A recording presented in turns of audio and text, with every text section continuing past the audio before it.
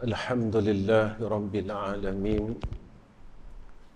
والعاقبة للمتقين والهادي إلى صراط مستقيم. أشهد أن لا إله إلا الله وحده لا شريك له وأشهد أن محمدا عبده ورسوله. اللهم صل على سيدنا محمد وعلى آله وصحبه وسلم. أما بعد. اللهم لك الحمد وإليك المستكى وأنت المستعان ولا حول ولا قوة إلا بالله العلي العظيم. وقال نبينا محمد صلى الله عليه وسلم: حصلتان لا شيء أفضل منهما الإيمان بالله والنفع للمسلمين. Pertama sekali kita panjatkan puji dan syukur kepada Allah Subhanahu wa taala dengan hidayah dan taufik serta i'anah dan ta'yid, kerana Allah memilih kita untuk berbuat kebaikan. Kerana kebaikan ini satu perkara yang susah untuk dilaksanakan, dan ramai orang yang ditahan daripada berbuat baik. Ramai orang yang ditegah daripada berbuat kebaikan. Kadangkala walaupun ia berada di tempat yang baik, dia tidak mampu untuk berbuat baik. Walaupun ia berada di sekitar kebaikan, tetapi ia tidak mampu berbuat kebaikan. Walaupun ia telah melihat kebaikan, dia tidak mampu untuk mencontohi kebaikan. Sebab itulah kebaikan ini satu perkara yang dilihat terlalu mudah. Tetapi untuk melaksanakan kebaikan itu terlalu susah. Didengarkan kebaikan ini terlalu mudah. Tetapi untuk mengamalkan kebaikan itu terlalu susah. Sebab itu, apabila sampai sahaja pada bulan ini, iaitu bulan Muharram, kita akan mendengar akan segala kisah hijrah. Betapa susahnya Sayyidina Rasul dan orang Islam pada ketika itu untuk memperolehi kebaikan dan amal salat. Kita alhamdulillah bersyukur kepada Allah kerana Allah memilih kita untuk berbuat kebaikan ini tanpa kita melalui sesuatu halangan yang terlalu sukar. Kita bersyukur, mudah-mudahan perkara yang Allah telah kurniakan kepada kita ini tidak diambil oleh Allah. Inilah yang disebut oleh Sufyan Ats-Tsauri apabila ditanya oleh muridnya, kerana muridnya melihat Sufyan Ats-Tsauri ini menangis setiap malam. Maka dia bertanya kepada gurunya, "Wahai guruku, kenapa engkau menangis pada setiap malam?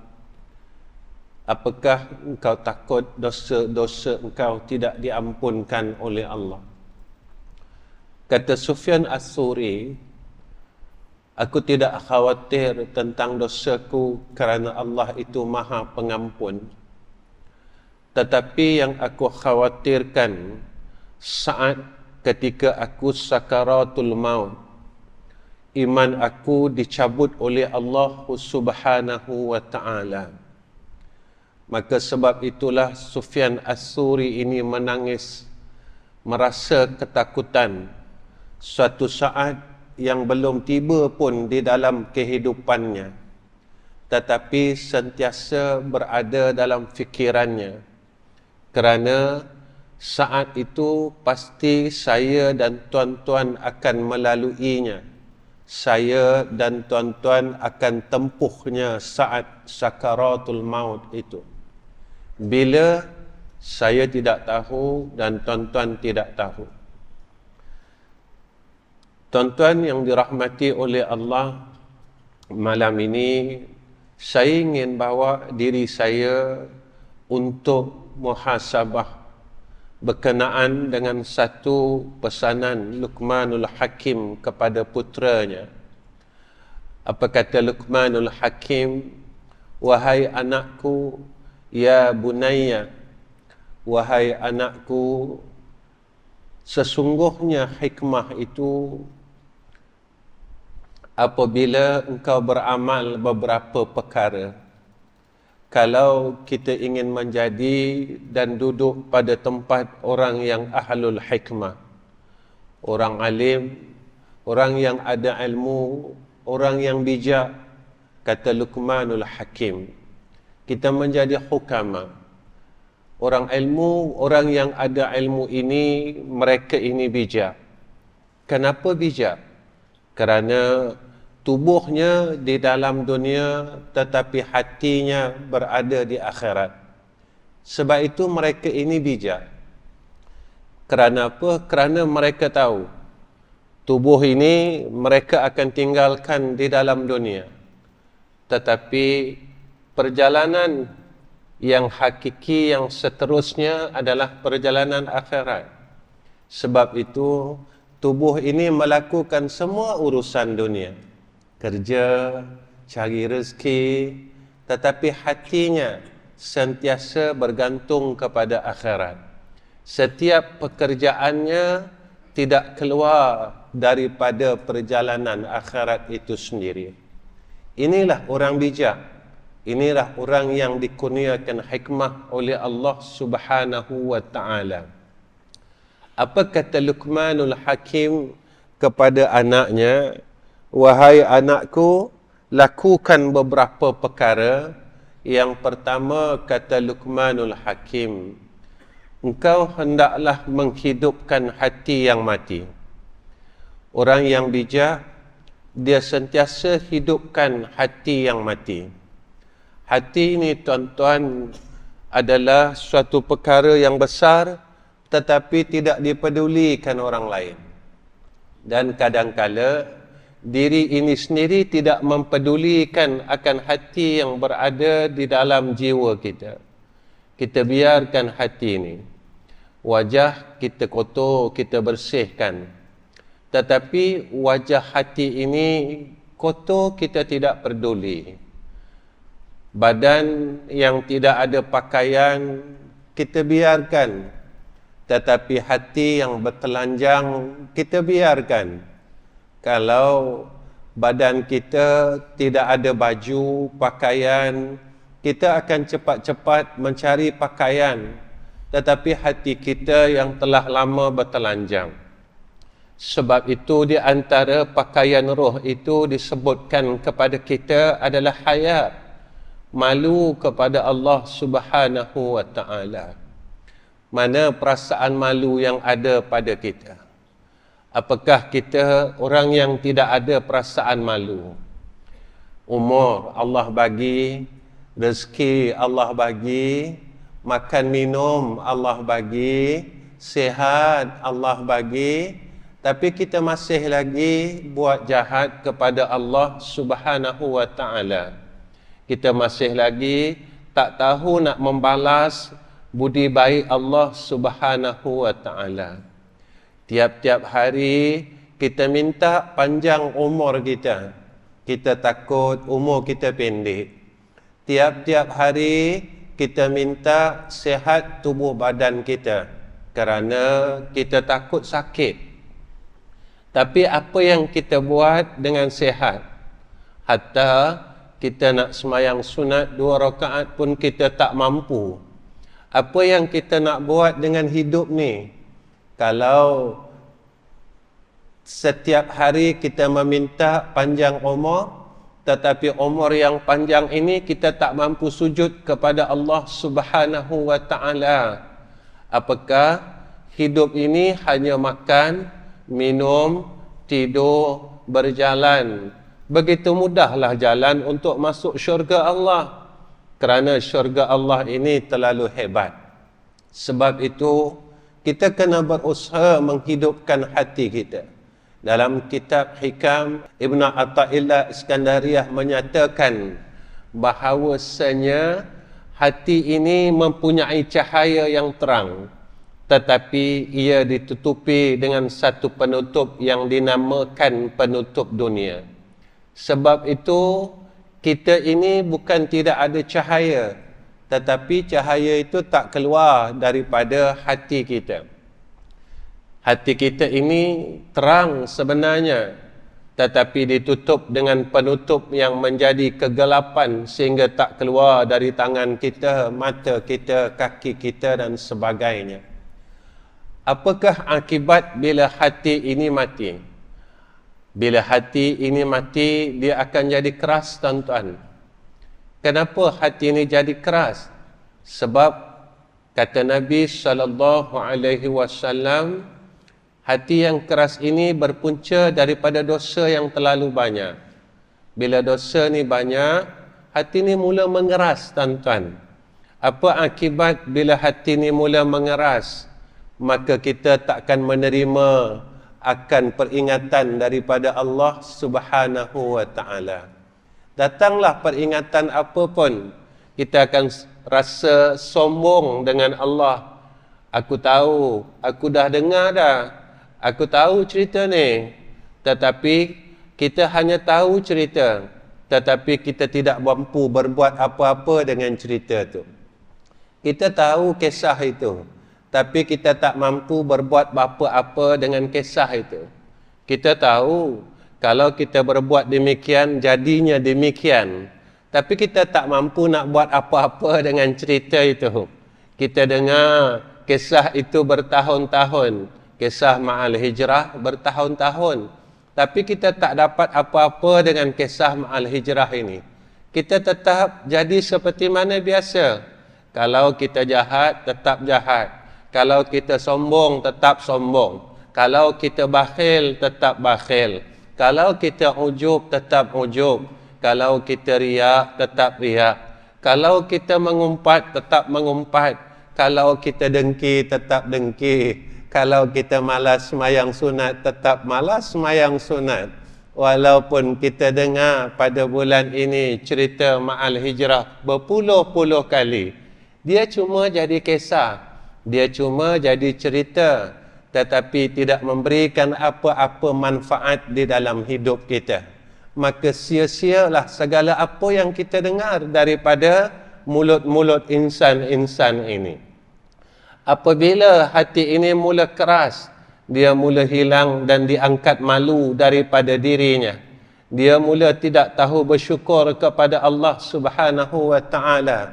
Maka apabila hati ini keras, tuan-tuan, maka terhalang akan segala ilmu yang masuk ke dalam dirinya. Apa yang dia dengar, khutbah yang dia dengar setiap hari.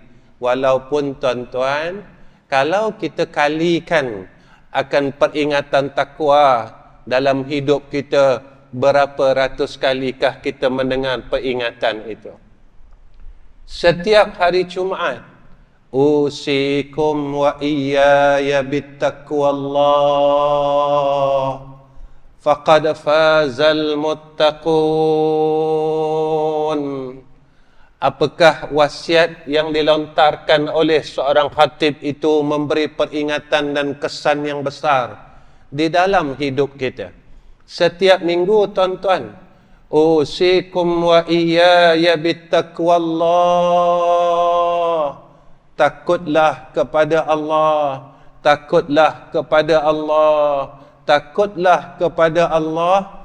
Apakah wasiat itu memberikan kesan yang besar di dalam hidup kita? Ataupun kita menganggap itu adalah khutbah, itu adalah rukun khutbah sahaja, tidak menjadi seruan kepada kita, yang mana Wasiat takwa ini adalah wasiat daripada Allah yang tidak boleh kita ambil ringan dan tidak boleh kita tidak mengambil peduli.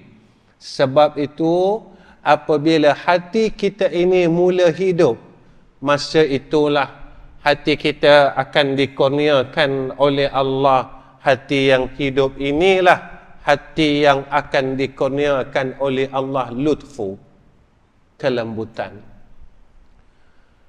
Masa itu ketika kita membaca Al-Quran, iman kita akan dinaikkan oleh Allah. Masa itu ketika kita mendengar peringatan setiap minggu, maka kita semakin takut kepada Allah. Kerana setiap minggu kita diingatkan, takutlah dengan Allah. Macam mana takut dengan Allah? Jadilah mulut yang takut dengan Allah, mata yang takut dengan Allah, telinga yang takut dengan Allah, kaki yang takut dengan Allah, tangan yang takut dengan Allah, perut yang takut dengan Allah, anggota yang takut dengan Allah. Jadilah suami yang takut dengan Allah, jadilah isteri yang takut dengan Allah, jadilah anak yang takut dengan Allah, jadilah masyarakat yang takut dengan Allah. Tapi kalau peringatan itu tidak memberikan apa-apa kesan di dalam hidup kita, kita takut apa yang Allah sebut dalam Quran itu, kita termasuk dalam golongan itu. Khatamallahu ala qulubihim wa ala sam'ihim wa ala absarihim ghishawa. Rupanya hati kita dah lama mati dah. Telinga kita dah lama mati dah. Mata kita dah lama mati dah. Mana hati yang mati? Hati yang mati, hati yang tak langsung tidak mahu menerima peringatan. Walaupun tiap-tiap minggu kita diingatkan, inna hadhihi tazkirah. Rakaat kedua semayang subuh pagi Jumaat. Inna hadhihi tazkirah. Inna hadhihi tazkirah. Tapi kita tak jadi apa-apa, tuan-tuan. Tiap-tiap minggu, tuan-tuan, Allah ingatkan kita. Tapi hati kita ini terlalu keras. Kita tak sedar bahawa hati kita semakin hari semakin dimatikan oleh Allah Subhanahu wa ta'ala. Pendengaran kita mula nak dimatikan oleh Allah. Macam mana pendengaran yang dimatikan oleh Allah? Dengarlah ayat Allah berpuluh-puluh, beribu-ribu kali, tapi kita tidak mahu berubah. Mata kita dimatikan oleh Allah. Tengoklah kebaikan macam mana sekalipun, kita tidak mahu berubah.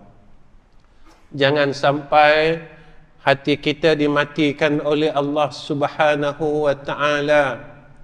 Maka tuan-tuan, maka orang yang bijak, orang yang mempunyai hikmah, kata Luqmanul Hakim, mereka ini berusaha menghidupkan hati yang mati.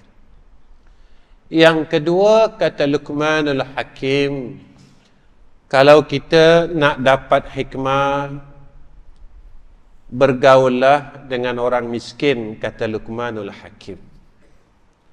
Rajin duduk dengan orang miskin.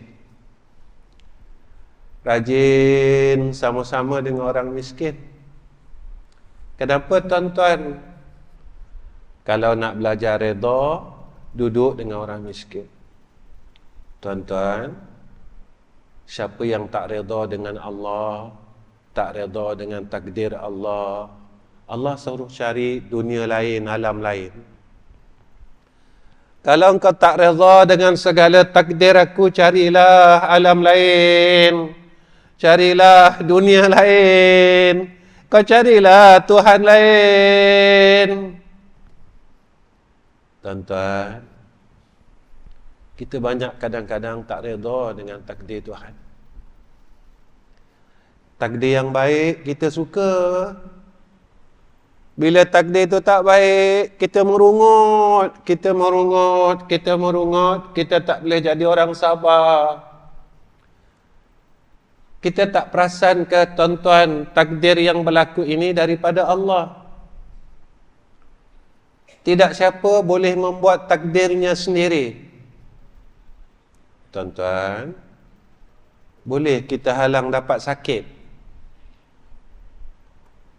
Siapa tahu tuan-tuan, tiba-tiba jantung dia sumbat. Tuan-tuan boleh halang jantung sumbat. Saya tak boleh halang tuan-tuan. Tuan-tuan pun tak boleh halang. Siapa yang sumbatkan jantung kita? Si pentakdir kita. Siapa?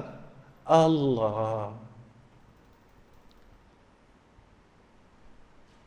Sebab itu tuan-tuan, kita ini kena ada sifat redha dengan Allah. Orang yang redha inilah orang yang dikasihi Allah. Siapa yang boleh mendapat redha ini? Orang yang sentiasa takut kepada Allah. Radiyallahu anhum wa radu anhu, zalika liman khasyiya rabbah. Kenapa orang ni takut? Kalau aku tak redha nanti Allah marah. Kalau aku tak redha ni Allah benci aku. Kalau aku tak redha ni Allah bagi seluruh dunia ni pada aku, tapi Allah bagi dengan kebencian.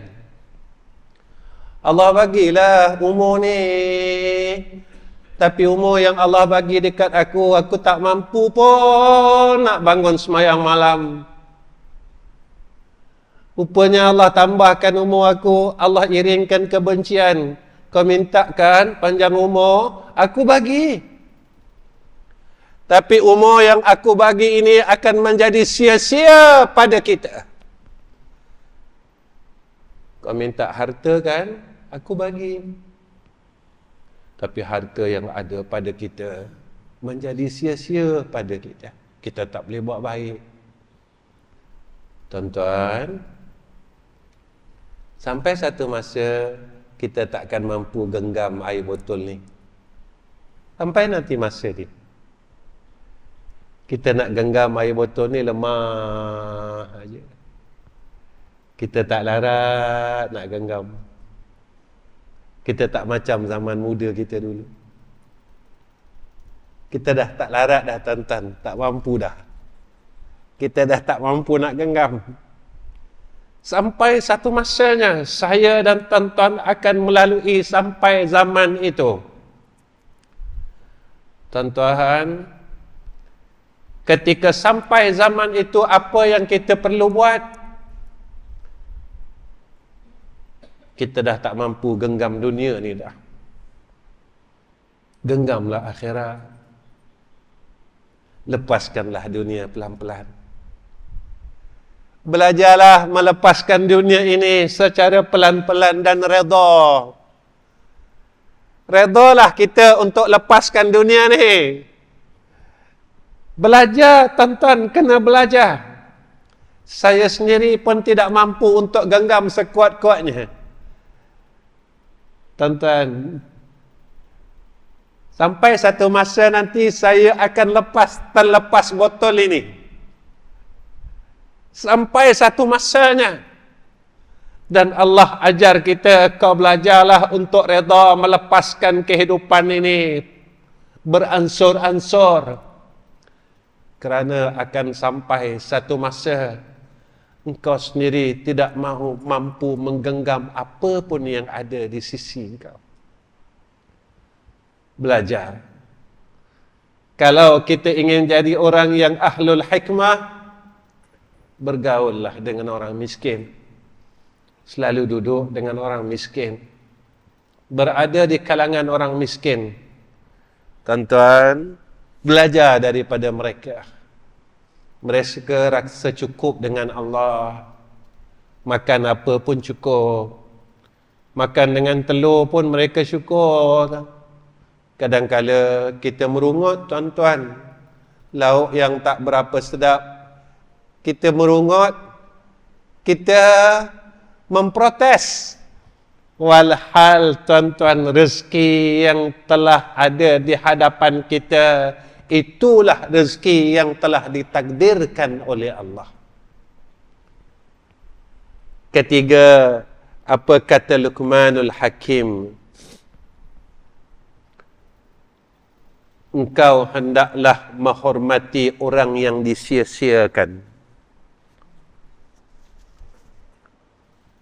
Siapa orang yang disia-siakan, tuan-tuan? Satu, orang tua yang telah uzur.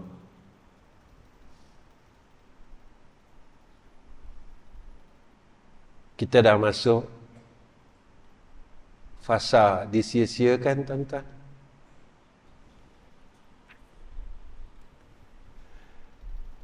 Kita dah masuk fasa ni. Fasa kita disia-siakan. Tuan-tuan, saya pernah pergi rumah orang tua-tua, tuan-tuan, nangis saya. Saya duduk dengan mereka dan mereka peluk saya, tuan-tuan. Saya tanya, anak-anak mereka bukan anak yang susah.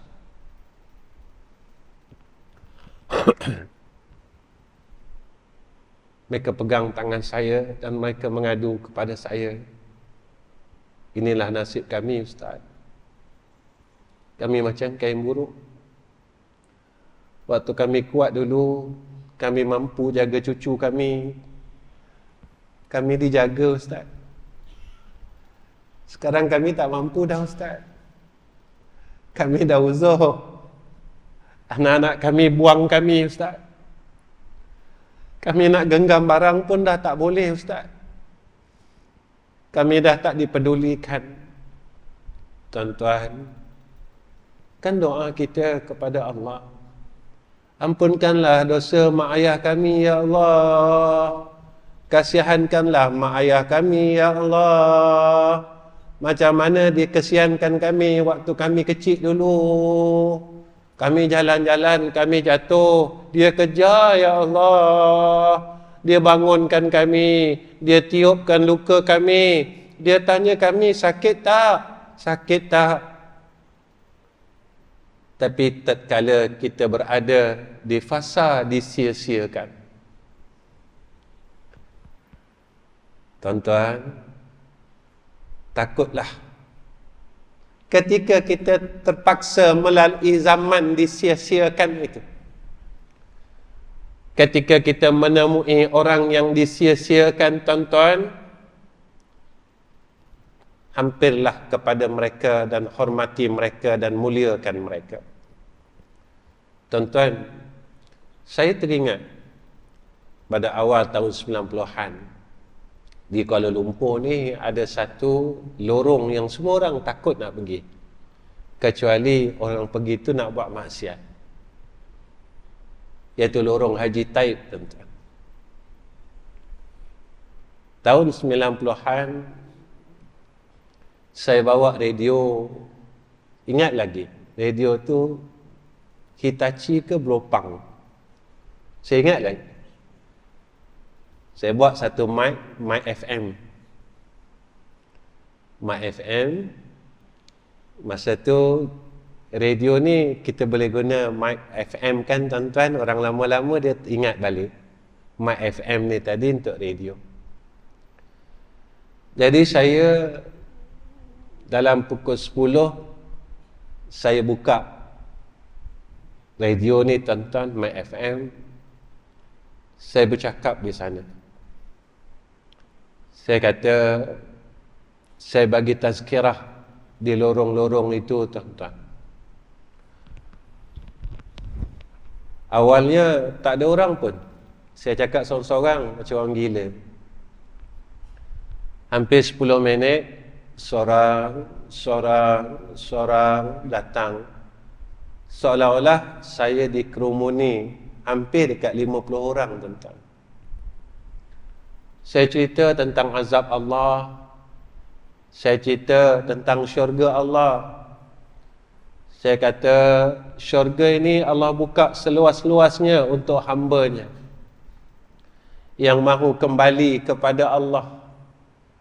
Walaupun dosa kita seluas lautan, dosa kita sebesar gunung, kalau kita datang kepada Allah Subhanahu wa ta'ala, la ubali, Allah tidak peduli. Rahmat Allah luas. Mohonlah keampunan kepada Allah. Tuan-tuan, habis saja saya bercakap, mereka datang jumpa saya. Masa tu mereka panggil saya abang. Abang, dia kata, boleh tak abang buat tiap-tiap bulan, kami nak dengar. Ada satu hamba Allah ini, tuan-tuan, dia cakap dengan saya apa? Saya daripada kecil bang, saya tak pernah dengar cerita ni. Saya tak pernah diingatkan cerita ini. Abang boleh tak doakan saya agar saya keluar daripada kancah ini, saya keluar daripada tempat ini, dan untuk menjadi seorang perempuan yang baik. Tapi setelah saya keluar besok, dia kata, saya tak tahu siapakah laki-laki yang akan menerima saya bang. Saya cakap dengan dia, percayalah, jika tidak ada satu makhluk pun di dunia ini yang akan menerima kakak, tetapi ingat, Allah sentiasa menerima hamba-Nya yang mahu kembali kepadanya. Percayalah dengan janji ini. Percayalah, walaupun seluruh makhluk di dunia ini meninggalkan kita, tetapi tidak sekali-kali Allah Subhanahu wa ta'ala akan meninggalkan kita. Itulah pengalaman dakwah saya, tuan-tuan. Sebab itu, orang yang disia-siakan, orang yang tidak dipedulikan, kita hormati mereka, tuan-tuan. Kalau jumpa tuan-tuan, tolonglah, peluklah mereka ini. Saya jumpa seorang anak yang mengadu kepada saya sewaktu musafir perjalanan dakwah saya, tuan-tuan. Berlari-lari seorang pemuda datang bertemu dengan saya.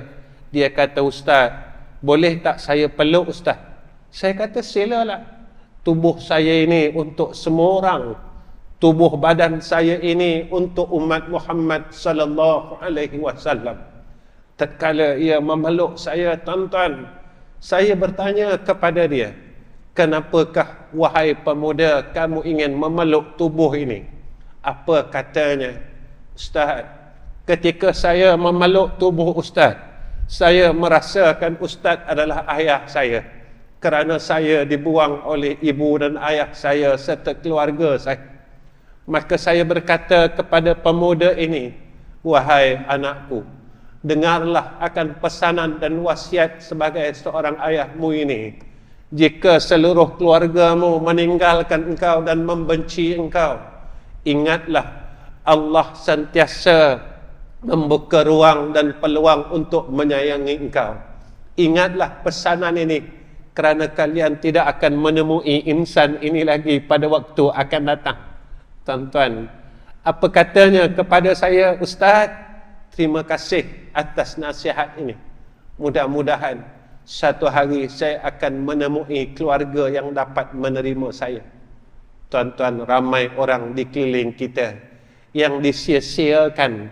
Ramai makhluk di keliling kita yang tidak menerima kasih sayang. Ramai orang yang dibuang kerana kemiskinan.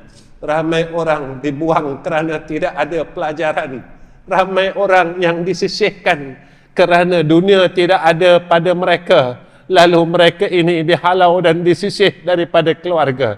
Ramai anak yang dibuang daripada ibu dan ayahnya kerana mereka ini miskin dan melarat. Ramai anak yang dibiarkan kerana mereka tidak ada sijil dan pelajaran. Mereka ini merana, merayu, meronta, sehingga kan asbab-asbab ini mereka menjadi jahat, tuan-tuan. Tuan-tuan, kalau kita jumpa mereka, berikan kasih sayang kepada mereka, tuan-tuan. Kalau kita menemui mereka, santunilah mereka. Inilah orang yang bijak. Kerana apa, tuan-tuan? Sebenarnya Islam ini adalah agama kasih sayang. La yu'minu ahadukum hatta yuhibba li akhihi ma yuhibbu li nafsih. Sebab itu, tuan-tuan, ingatlah permulaan ayat dalam Al-Quran adalah ayat kasih sayang. Bismillahirrahmanirrahim. Allah ni sayang kita. Allah ni kasihkan kita. Allah ini terlalu sayang dan berbuat baik kepada kita. Maka gunakanlah segala nikmat yang ada pada kita untuk kita lontarkan kasih sayang itu. Tuan-tuan, kita tak mampu menyayangi semua orang, tetapi kita kasihlah orang yang berada di sekeliling kita. Belajarlah untuk tidak membenci orang lain. Apa kata Luqmanul Hakim? Engkau hendaklah memerdekakan hamba. Zaman ini dah tak ada hamba, tuan-tuan. Tetapi hamba ni, tuan-tuan, kriteria dia orang miskin. Ketika kita jumpa fuqara dan masakin, tolonglah mereka. Kalau kita tolong mereka, tolonglah mereka, tuan-tuan, dengan hati yang rendah diri. Kalau kita jumpa fakir miskin, tolonglah mereka dengan kasih sayang. Tuan-tuan, ketika kita membantu mereka, ingat, satu perkara yang orang sia-siakan ketika mereka berjumpa fuqara dan masakin. Ketika kita menyampaikan satu hajat saudara Islam kita, Allah akan menyampaikan hajat kita besok dekat akhirat.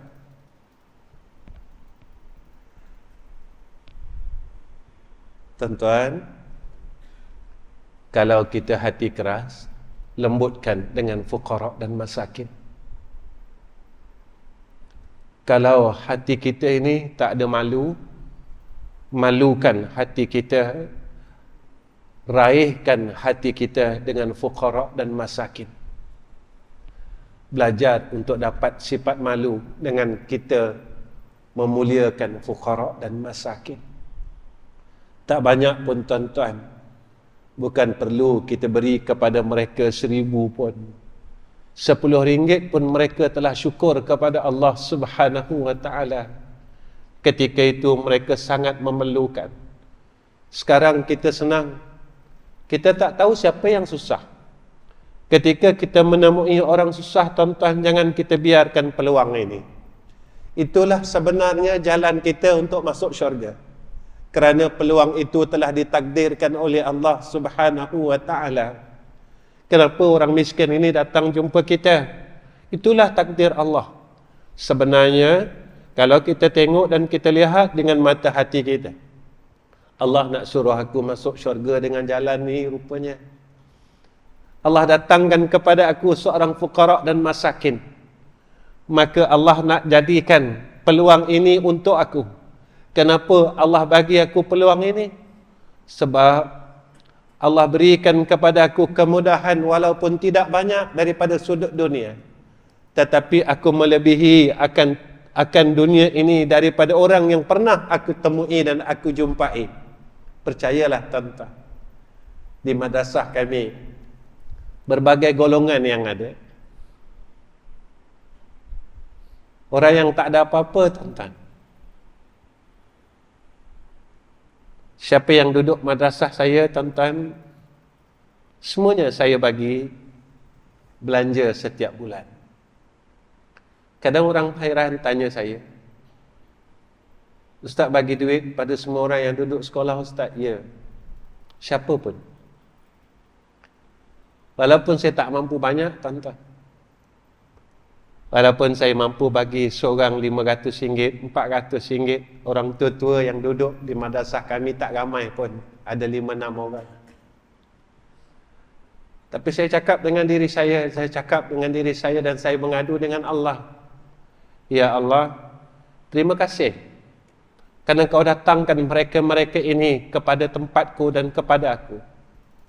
Mudah-mudahan apa yang aku buat selama hidup ini, sebelum aku tutup mata menemui Engkau, Ya Allah, Kau terima amalan ini. Mudah-mudahan Allah menerima amalan ini. Allah terima amal salah kita. Kerana kita adalah makhluk yang telah mempersiakan hidup kita, tuan-tuan, dalam kehidupan yang lepas. Sebab itu, apabila kita ini, tuan-tuan, memuliakan fuqara dan masakin, ingatlah bahawa hidup kita dalam rahmat. Kalau kita sakit, Allah tidak akan kurniakan kepada kita kesakitan yang dahsyat. Perasan tak, tuan-tuan, masa kalau kita sakit, apa yang terlintas dalam akal fikiran kita? Kita rasa nak mati kan, tuan-tuan? Kita rasa takut aja. Masa kita sakit tu kan, kita rasa takut kan? Ya, aku mati ni. Aku nak mati ni. Aku nak mati ni. Tuan-tuan, macam mana kalau betul-betul sakaratul maut? Betapa takutnya waktu tu. Masa kita sakit itu, kita dah rasa ketakutan itu, ketakutan mati itu. Macam mana keadaan saat benar-benar nak mati, tuan-tuan? Betapa takutnya saat itu. Saya tanya diri saya dan tuan-tuan bertanya dengan diri tuan-tuan. Masa kita sakit, kita dah rasa dah takut mati tu, tuan-tuan. Boleh tak kita menghadapi ketakutan sakaratul maut? Boleh tak kita hadap sungguh-sungguh akan ketakutan sakaratul maut? Ini yang selalu saya fikirkan dalam hidup saya. Tuan-tuan, Luqmanul Hakim mengatakan, kalau kita mahukan hikmah, hendaklah engkau memberikan persinggahan bagi musafir. Pasal apa, tuan-tuan? Pasal orang musafir ni doa dia makbul. Lagi satu, sebab kita meringankan akan kemudahan orang Islam yang lain. Tuan-tuan, perasan tak di Pantai Timur ni ada dulu trend kita buat wakaf. Bukanlah orang Pantai Timur, bukan kita, minta maaf, suka buat wakaf-wakaf untuk orang rehat. Inilah orang ulama dulu, tuan-tuan. Mereka beramal dengan ilmu yang apa mereka ada. Mereka memudahkan akan persinggahan musafir ini. Ini hebatnya, tuan-tuan, ulama-ulama terdahulu. Ulama terdahulu, tuan-tuan, mereka sentiasa memikirkan ummah. Kalau kita lihat kembali zaman kita muda dulu, tuan-tuan, setiap malam Jumaat kita akan baca Yasin, kemudian kita minta orang kampung bawa makanan seorang sikit. Tradisi itu kita telah tinggalkan. Sebenarnya hebatnya ulama dulu, mereka cantumkan kasih sayang ini. Ilmu yang mereka ajar kepada kita, lalu mereka budayakan. Ini yang dikatakan ulama dahulu terlalu hebat. Mereka bukan ajar ilmu, tetapi mereka membudayakan ilmu. Mereka mengharapkan seluruh masyarakat di sekeliling menjadikan ilmu itu satu budaya. Tetapi zaman ini ilmu sekadar ilmu. Siapa yang banyak ilmunya, dia akan diangkat. Tetapi kita lihat apa yang ada dalam Quran. Allah mengangkat seseorang yang berilmu itu sebanyak mana takwanya, bukan sebanyak mana ilmunya. Sebab itu, tuan-tuan, kita kena berhati-hati dalam perjalanan hidup ini. Kerana kita takut ditipu oleh diri kita sendiri. Kita rasa kita orang saleh, sebenarnya kita adalah fasik. Kita rasa kita ahli zikri, sebenarnya kita ahlul ghaflah. Kita rasa kita orang yang pandai, tetapi kita adalah orang yang bodoh. Kita tidak mahu bahawa diri kita tertipu dengan diri kita sendiri. Sebab itu, orang yang bijak ini adalah orang yang menjadikan ilmunya untuk dapat mengingati Allah Subhanahu wa ta'ala. Ilmu yang dia tuntut, ilmu yang ia belajar, menjadikan ia hampir kepada Allah, ingat kepada Allah. Kalau ilmu yang ada pada kita menjadikan kita lupa kepada Allah, kita adalah sebodoh-bodoh manusia. Sebab itu tuan-tuan, Luqmanul Hakim pesan kepada kita, kalau kita ingin menjadi orang, kalau kita ingin dikurniakan hikmah, muliakanlah orang yang berhak dimuliakan. Kita belajar muliakan orang. Siapa yang kita nak muliakan? Orang tua-tua, tuan-tuan. Ini perintah Nabi. Nabi suruh muliakan orang tua-tua. Malam ini saya nasihatkan sekalian pemuda-pemuda yang hadir, muliakanlah orang tua-tua. Muliakan mereka. Kerana apa, tuan-tuan? Kerana kami orang tua-tua ini yang hampir umur 60 tahun, nak masuk 60, yang dah 70, yang dah 80. Kami tidak mahukan harta kalian. Kami tak mahukan pujian kalian. Kami hanya mahukan penghormatan kalian. Kami hanya mahu dihargai sedikit saja apa yang telah kami buat dalam hidup ini. Begitulah seorang ayah. Seorang ayah yang telah bentukul umus, berusaha keras untuk membesarkan anaknya. Dia hanya meminta sedikit penghargaan daripada anaknya. Dia tak mau pun duit dari anak-anak dia. Dia tak mau pun pujian daripada anak-anak dia. Cukuplah kalau engkau menghormati ayah kamu. Cukuplah jika kamu menghargai akan ayah kamu. Ayah yang pernah berlapar untuk anak-anaknya. Tuan-tuan, saya rasa tuan-tuan pernah melaluinya. Ketika kita melihat anak-anak kita sangat berahi, sangat suka dengan makanan yang ada di atas meja ini. Makanan yang ada itu, tuan-tuan, lauk itu tidak cukup pun. Kita sebagai seorang ayah beralah dulu, tuan-tuan. Kita tipu diri kita. Kita tipu anak-anak kita. Kita cakap dengan isteri kita. Tatkala isteri kita tanya kepada kita, abang, kenapa abang tak nak tambah? Selalu abang tambah. Selalu abang tambah nasi. Selalu abang tambah lauk. Kita tipu isteri kita, yang kita tak akan boleh tipu isteri kita yang telah bersama dengan kita 35 tahun. Kita kata apa dengan isteri kita? Abang dah kenyang. Sebenarnya kita mengalah untuk anak-anak kita.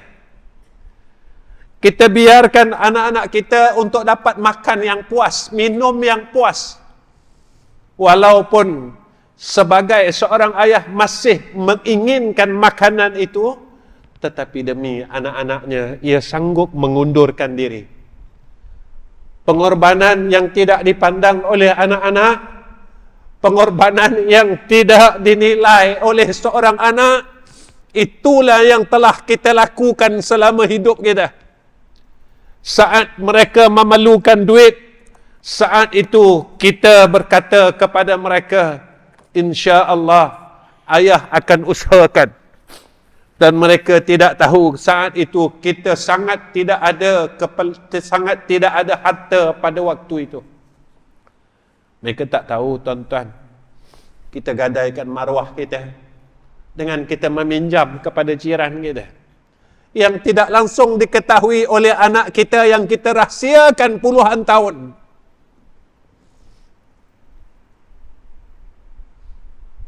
Tuan-tuan, itulah ayah.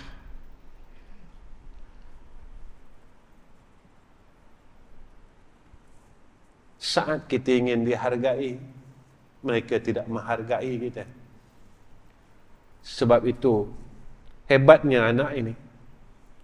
Walaupun dia pandai, walaupun dia banyak ibadat, tetapi dia telah mengguriskan hati seorang ayah. Saat itu pintu neraka untuk mereka. Saat itu pintu neraka terbuka luas untuk mereka. Dan Allah tutup pintu syurga untuk mereka. Maka saya berpesan kepada anak-anak sekalian, hargailah ayah kalian saat ayah kalian masih hidup. Hargailah ibu kalian saat ibu kalian masih hidup, agar kalian dapat masuk syurga Allah dengan redanya ibu dan ayah. Kemudian kata Luqmanul Hakim, janganlah engkau mempersekutukan Allah Subhanahu wa ta'ala. Tuan-tuan, Allah sebut dalam Quran seperti mana dalam surah Luqman, la tusyrik billah. Janganlah kita mempersekutukan Allah, menduakan Allah. Jangan duakan kasih sayang. Jangan duakan arah tujuan. Tuan-tuan, syirik jali ini biasanya insya-Allah kita boleh jaga. Tapi yang susahnya syirik khafi. Syirik khafi ni susah jaga, tuan-tuan. Kita jatuh bangun dengan syirik khafi. Kadang-kadang kita terasa sombong. Kadang-kadang kita terasa kita ni lebih baik. Kita rasa bongkar. Tuan-tuan, pada akhir kuliah saya ini, saya berpesan untuk diri saya. Cukuplah dengan kesombongan kita kepada Allah. Sebab kesempatan hidup kita ni tak lama lagi. Peluang untuk kita hidup ini tidak lama lagi. Seperti mana yang tuan-tuan lihat di sekeliling tuan-tuan dan saya melihat di sekeliling saya. Alam ini terlalu huru-hara. Cuaca sudah tidak menentu. Keadaan umat terlalu tenat. Maka zaman ini yang Nabi kata zaman hampir hancurnya dunia ini. Mudah-mudahan tuan-tuan, masa yang tidak lama yang Allah bagi kepada kita dan dunia ini, gunakan kesempatan ini untuk kita berusaha menjadi insan yang baik pada sisi Allah. Janganlah menduakan Allah. Teruskanlah perjuangan untuk kita menjadi hamba yang saleh, untuk kita mengharap rahmat daripada Allah Subhanahu wa ta'ala, agar kita besok di akhirat dipandang oleh Allah Subhanahu wa ta'ala. Tuan-tuan yang saya kasih sekalian, pada akhir kuliah saya ingin mohon maaf pada seluruh jamaah yang hadir. Dan pada akhir kuliah saya ada satu permintaan. Pada masa yang akan datang, tolonglah jangan panggil saya Tuan Guru. Sebab saya ni bukan orang alim. Saya ni orang bodoh, tuan-tuan. Tolong jangan gelar saya dengan gelaran Tuan Guru. Kalau tuan-tuan tahu ilmu saya, tuan-tuan akan membenci saya. Kalau tuan-tuan tahu ilmu yang ada pada saya, tuan-tuan akan hina saya. Tetapi Allah tutup aib itu. Allah tutup akan kebodohan itu.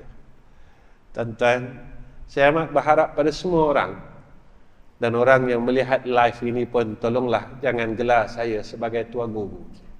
Saya cuma pengemis kasih sayang. Saya cuma pengemis rahmat Allah. Saya cuma minta sebagai pengemis untuk masuk syurga Allah. Saya cuma seorang pengemis yang minta agar tak dimasukkan ke dalam neraka Allah. Itu saja insan ini yang berada di hadapan tuan-tuan. Saya bukan siapa-siapa, tuan-tuan. Kalau boleh, kalau pengerusi panggil saya ustaz pun tak payah pun tak apa. Tuan-tuan boleh panggil saya dengan saudara Ahmad Rizam pun tak apalah, saya redha tuan-tuan. Memang itu nama saya. Dan nama itu yang akan dipanggil oleh ayah saya, abah saya besok di yaumul akhirah. Nama yang abah saya bagi inilah nama itu yang akan dipanggil oleh ibu saya juga besok di sana.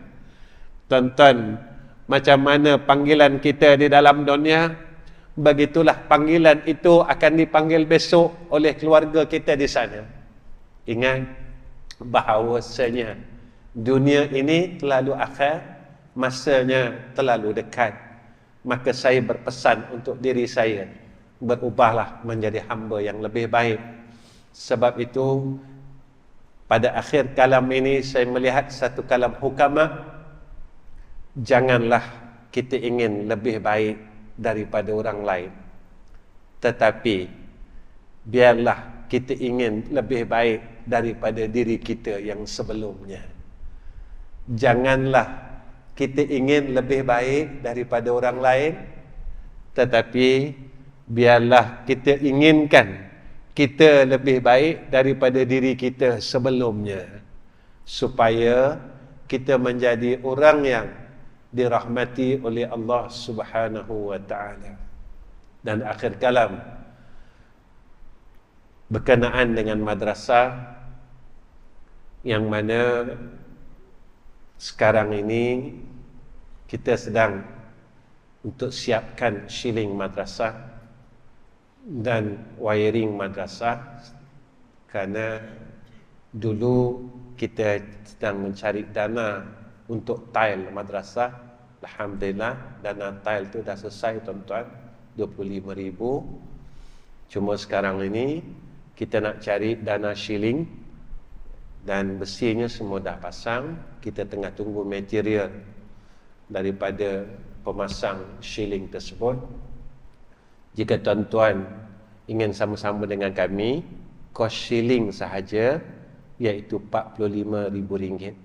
Kalau tuan-tuan ingin sama-sama dengan kami untuk pasang shilling itu, tuan-tuan boleh bertemu dengan Din Al-Barakah dan juga dengan berbahagia Tuan Haji Zaini yang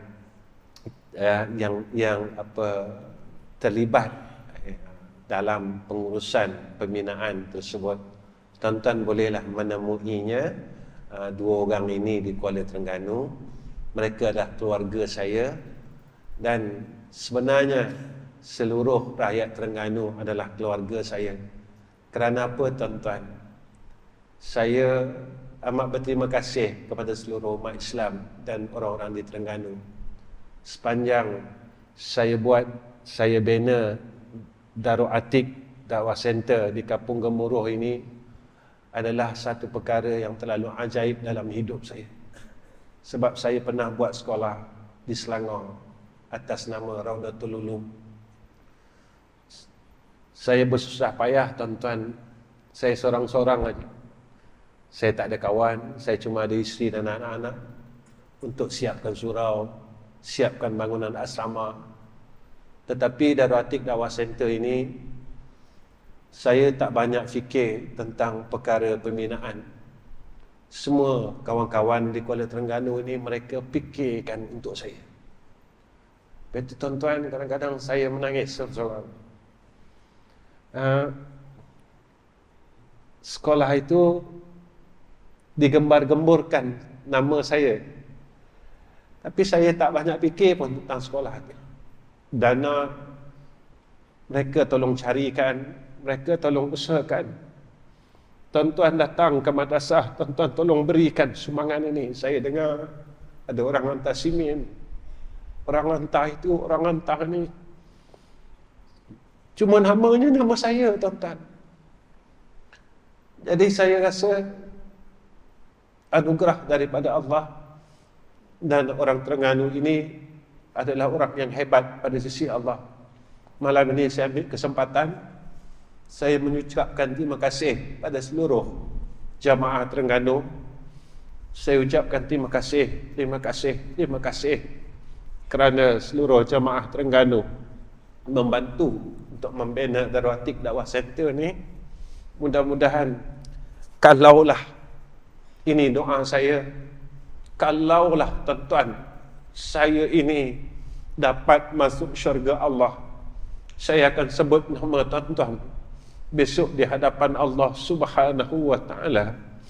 Di hadapan Allah, untuk saya dapat tarik tuan-tuan untuk masuk syurga Allah Subhanahu wa ta'ala.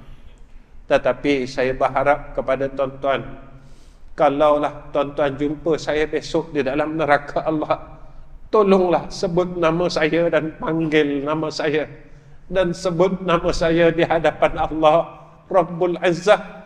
Ya Allah, tolonglah engkau keluarkan orang ini yang dalam hidupnya petah bercakap, manis mulutnya.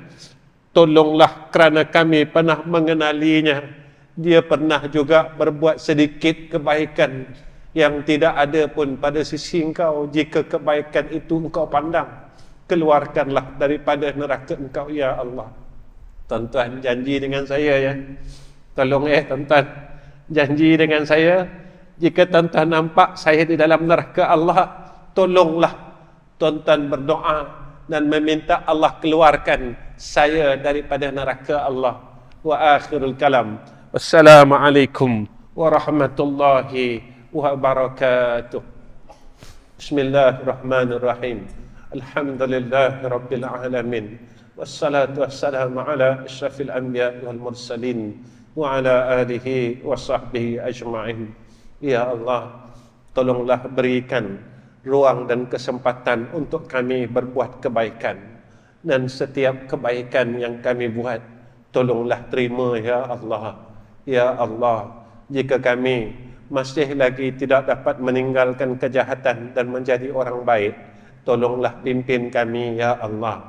Tolonglah kurniakan atas kami hidayah dan taufik-Mu, sehingga kami dapat menjadi orang saleh pada sisi Engkau ya Zal Jalali wal Ikram. Ya Allah, muliakan kami dengan kemuliaan-Mu ya Allah. Tutuplah segala aib-aib kami ya Arhamar Rahimin dengan keelokan-Mu di dunia dan di akhirat. Ya Allah, tutuplah segala kebodohan kami dengan ilmu-Mu ya Allah. Ya Allah, jadikan kami sentiasa mengasihi orang di sekeliling kami, dan orang di sekeliling kami mengasihi kami ya Allah, seperti mana yang dibuat oleh Sayyidina Rasulina Muhammad sallallahu alaihi wasallam di dunia dan hingga besok di akhirat ya Zal Jalali wal Ikram. Allahumma inna nas'aluka imanan kamila wa qalban khashi'a wa yaqinan sadiqa wa dinan qayyima wa rizqan halalan tayyiba. Wa sallallahu ala sayyidina Muhammad wa ala ahli sayyidina Muhammad walhamdulillahi rabbil alamin.